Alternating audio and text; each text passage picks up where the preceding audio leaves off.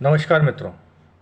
अब तक हम ये देख चुके हैं भांग की कहानी में कि किस प्रकार से अमेरिकी महाद्वीप पर यूरोप से कुछ बिजनेसमैन वगैरह आए थे और कुछ अपराधी जो वहाँ पे डिपोर्ट किए गए थे, उन लोगों ने अमेरिका को किस प्रकार से बसाया और किस प्रकार से उन्होंने वहाँ का इतिहास लिखने का प्रयास किया।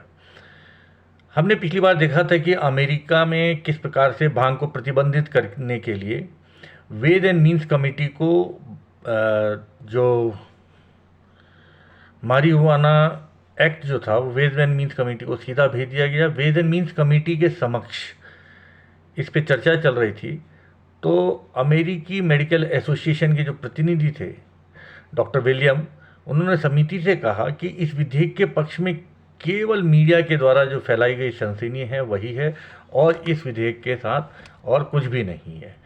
इस विधेयक को संसद में लाने से पूर्व इस पर कोई साक्ष्य एकत्रित नहीं किए गए हैं और ये अज्ञानता में लाया गया विधेयक है। जो अमेरिकन मेडिकल एसोसिएशन के प्रतिनिधि डॉक्टर विलियम ने कहा, इस विधेयक के पास होने से संभवतः हम एक सशक्त औषधि को प्रतिबंधित कर देंगे। डॉक्टर विलियम वुडवर्थ ने आगे कहा कि अमेरिकन मेडिकल एसोसिएशन इस विधेयक के विरोध में सिर्फ इसलिए नहीं आया है क्योंकि पिछले 20 सालों से अमेरिकी प्रेस भांग को मेक्सिको से लाया गया एक जहरीला नशा प्रस्तुत कर रही है।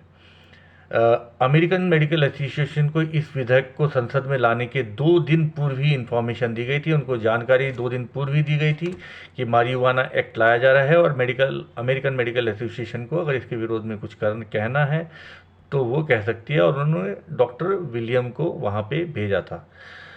अमेरिकी संसद जिस विधेयक को लागू करने जा रही है और जिस चीज़ को प्रतिबंधित करने जा रही है, यानी मारिहुआना को प्रतिबंधित करने जा रही है, उसे चिकित्सा की दुनिया में कैनबीज कहा जाता है। ये भी अमेरिकन मेडिकल एसोसिएशन को पता नहीं था और निश्चित रूप से अगर अमेरिकन मेडिकल एसोसिएशन को पता होता तो इसका बहुत तीव्रता से विरोध करती, क्योंकि अमेरिकन चिकित्सा जगत में डॉक्टर 100 वर्षों से अधिक समय तक, यानी कि 1930 से पहले के 100 वर्षों से अधिक समय तक कैनबीस को बिना किसी बुरे साइड इफेक्ट के इस्तेमाल करने में लगी हुई थी। डॉक्टर वुडवर्ड ने बिल के विरोध में कहा था, इस बिल के पीछे इतनी गोपनीयता क्यों बरती जा रही है? 2 साल से अगर इस बिल को बनाया जा रहा था तो चिकित्सा जगत में इसको लेकर कोई चर्चा क्यों नहीं की? डॉक्टर वुडवर्ड के विरोध को जो है एस्लिंगर और अन्य लोगों ने खारिज कर दिया। इसके पश्चात अमेरिकी संसद में वेज और मीन्स कमेटी के समक्ष राष्ट्रीय बीज तेल संस्थान और पेंट उत्पादकों की तरफ से जो अधिवक्ता आए थे वो रॉल्फ लीजर्स थे। उन्होंने अपना पक्ष रखने के लिए पूर्वी ज्ञानधारा का सहारा लिया, यानी कि पूरब में जो भांग का इस्तेमाल होता था उन्होंने उसकी चर्चा की। रॉल्फ लीजर्स ने कहा, वेज एंड मीन्स कमेटी में आदरणीय अधिकारीगणों, कृपया हमें यह बताएं, पूर्वी देशों चीन, रूस, भारत आदि में कम से कम 20 करोड़ लोग भांग का इस्तेमाल करते हैं और कोई आज से नहीं कर रहे हैं अपितु सैकड़ों हजारों वर्षों से कर रहे हैं। एशिया और पूर्वी देशों में जहां गरीबी का हर तरफ साम्राज्य है परंतु साथ ही प्रकृति का अनमोल खजाना भी है, वहां के लोग सभ्यता की शुरुआत से भांग का इस्तेमाल कर रहे हैं और भांग के बीज और तेल का भी इस्तेमाल कर रहे हैं, न कि नशे के लिए। रॉल्फ लीजर्स ने आगे कहा, पूरब में रहने वाले लोग जो अपनी गरीबी के कारण भूख शांत करने के लिए भांग के बीजों का इस्तेमाल करते रहे हैं, अगर इसमें कुछ हानिकारक होता तो निश्चित रूप से पूरब के लोगों को इसका पता चल जाता। अगर मान्यवर गणमान्य लोग, यानी वेज एंड मीन्स कमेटी के जो गणमान्य लोग हैं, अगर थोड़ा सा भी प्रयास करें तो उन्हें पता चल जाएगा कि पूर्वी देशों और रूस में इसका इस्तेमाल भोजन के लिए किया जाता रहा है।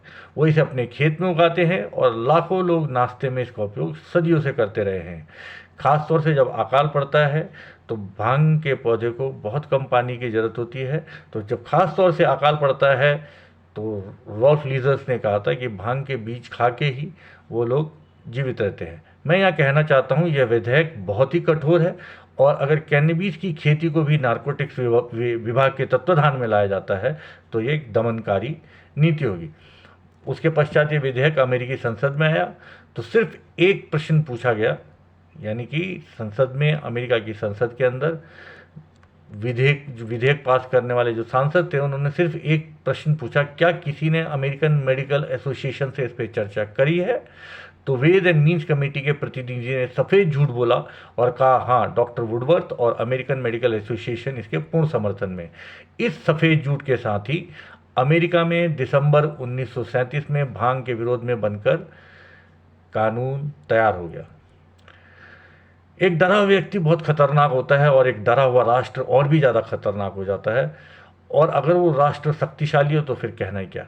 अमेरिका ने अपनी मूर्खता को बुद्धिमत्ता समझा और संयुक्त राष्ट्र के माध्यम से भांग को पूरे संसार में प्रतिबंधित कर दिया। उसका स्वयं का तो कोई इतिहास है नहीं, और शक्तिशाली अक्सर स्वयं को बौद्धिक रूप से सही समझने की भूल कर देते हैं। इसलिए उसने पूर्वी संस्कृति में रची बसी इस प्रकृति की देन यानी भांग को प्रतिबंधित कर दिया और नष्ट करने का प्रयास किया। इसकी आगे की कहानी हम अगले वीडियो में देखेंगे। तब तक के लिए धन्यवाद, नमस्कार।